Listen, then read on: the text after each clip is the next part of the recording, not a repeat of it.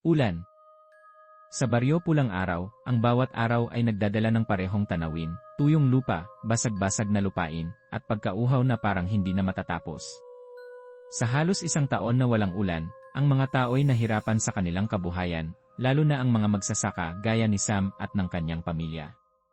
Si Sam, 16 na taong gulang, ay ang panganay na anak ni Mang Dario at Aling Lilia.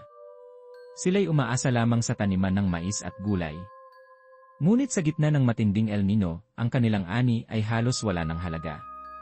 Ang tubig mula sa poso ay unti-unting nawawala, at ang kanilang mga bakat kambing ay namamatay dahil sa kakulangan ng inumin.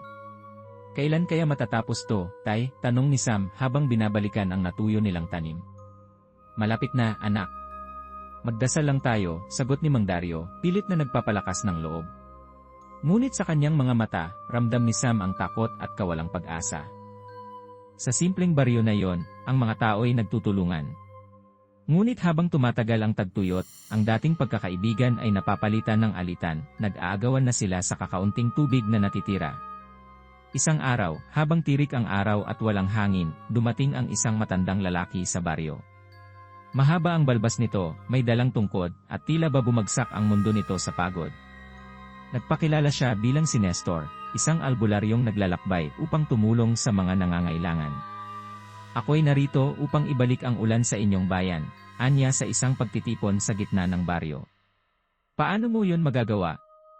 Wala nang ulan kahit saan, sagot ng isang residente, may halong pag-aalinlangan. May kaalaman ako sa ritual na kayang tawagin ang ulan, sagot ni Nestor, ang tinig nito'y matatag at puno ng kumpiyansa. Dahil sa desperasyon, naniwala ang karamihan sa kanya. Inipon nila ang mga natitirang resources nila upang maghanda para sa ritual. Si Sam lamang ang tila nagdududa. Ano nang kapalit ng ritual na to, nanay? Tanong ni Sam. Wala kang tiwala, anak.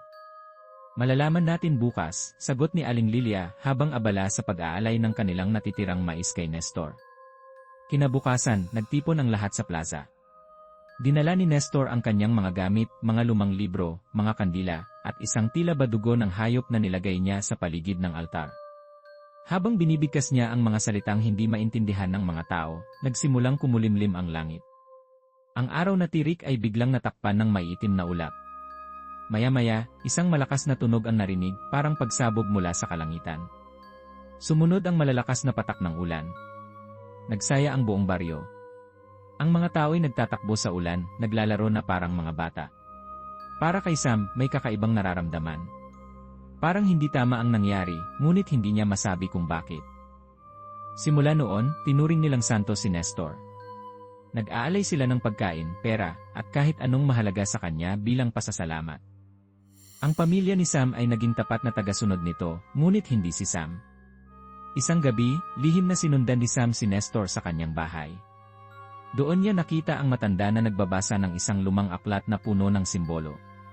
Sa paligid nito ay maraming bote ng dugo ng hayop at kakaibang mga kagamitan.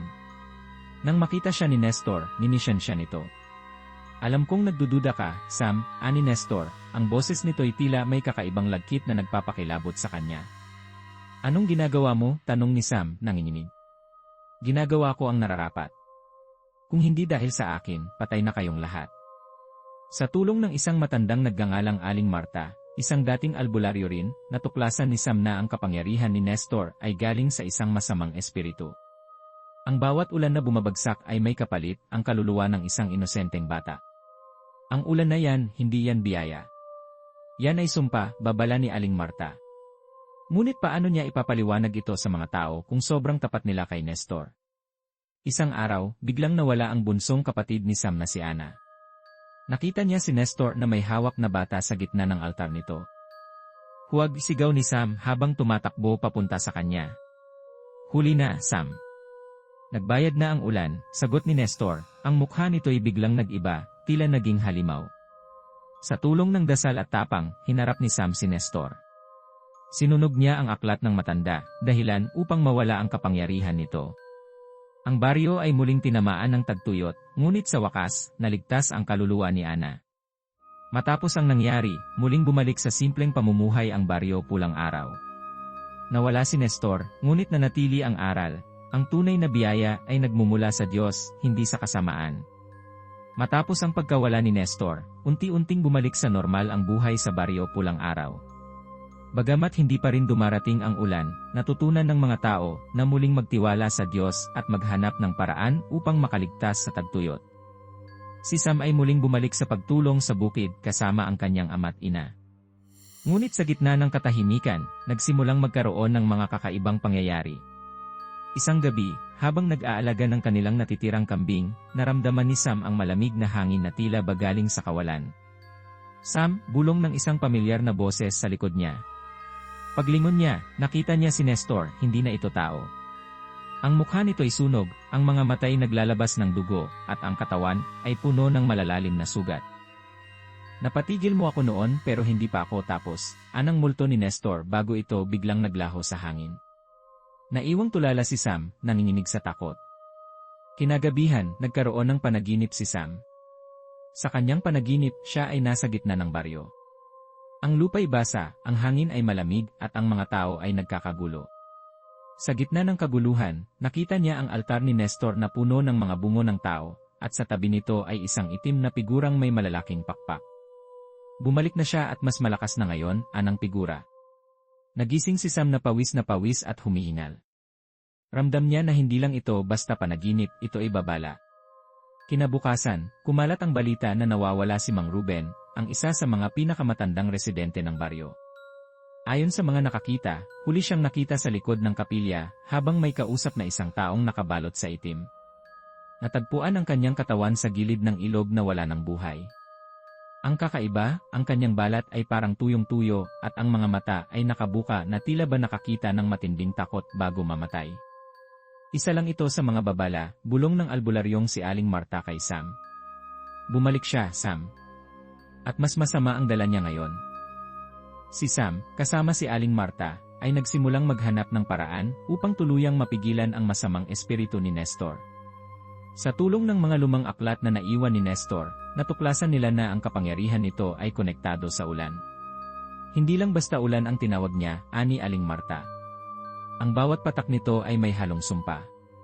At habang mas maraming ulan ang bumabagsak, mas marami ang magbabayad ng kanilang buhay. Nagdesisyon silang magsagawa ng ritual upang labanan ang espiritu. Ngunit habang ginagawa ito sa kalaliman ng gabi, biglang umihip ang napakalamig na hangin at nagsimulang mag-alinlangan ang kanilang kandila.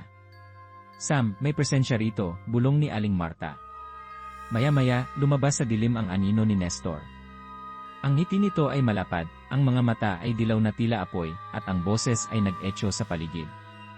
Hindi niyo ako mapipigilan. Ang bawat kaluluwa sa baryong ito ay akin. Habang lumilipas ang mga araw, nagiging mas matindi ang impluwensya ni Nestor. Unti-unting nagiging kakaiba ang mga tao sa baryo, madaling magalit, nagkakagalit-galit, at parang nawawala na sa kanilang mga sarili. Isang gabi, nagising si Sam sa malakas na ulan. Ngunit nang silipin niya ang bintana, imbes na tubig, ang bumabagsak mula sa langit ay dugo. Ang lupa'y namumula, at ang mga hayop ay nagtatakbuhan sa takot.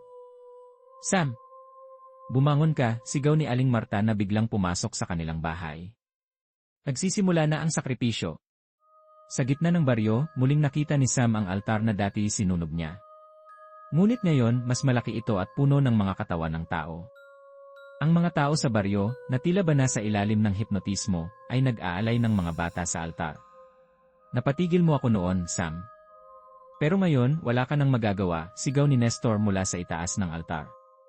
Sa kanyang likod ay naglalagablab ang itim na apoy, at ang kanyang katawan ay tila mas malakas kaysa dati. Sa desperasyon, inalala ni Sam ang sinabi ni Aling Marta, ang tanging paraan upang mapigilan ang espiritu ni Nestor ay ang sakripisyo ng si pinakabusilak na kaluluwa.